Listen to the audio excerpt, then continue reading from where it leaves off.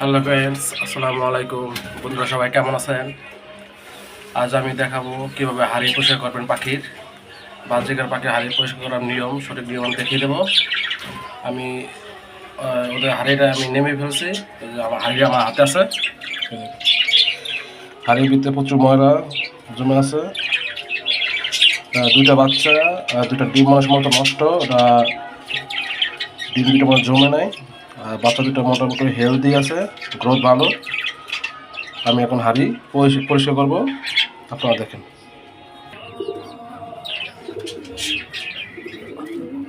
প্রথমে বাচ্চাগুলো বের করবো। মাশাআল্লাহ, বাচ্চা দুটো খুব কিউট ও গ্রোথ ভালো, খুব হেলদি হয়েছে। 5টা ডিম দিয়েছিল, একটা ডিম আগে ফেলে দিয়েছে। দুইটা বাচ্চা, আর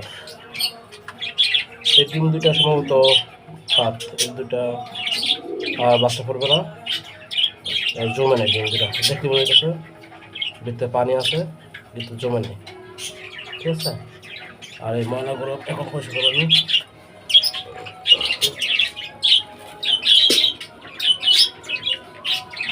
আপনাদের হাড়িকে এইভাবে পরিষ্কার করবেন।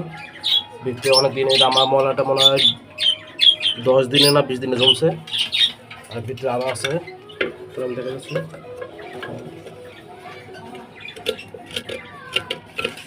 কাঠ দিয়ে ভিতরে কিছু ময়লা আছে ওগুলো ফেলে দেবেন।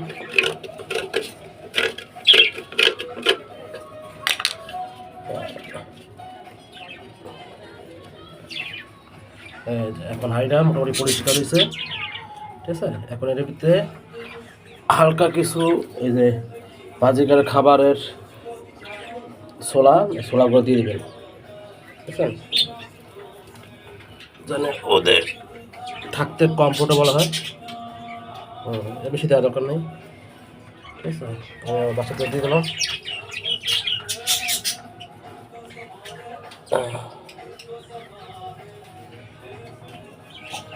আর দুটো ইয়ে হয়ে গেছে।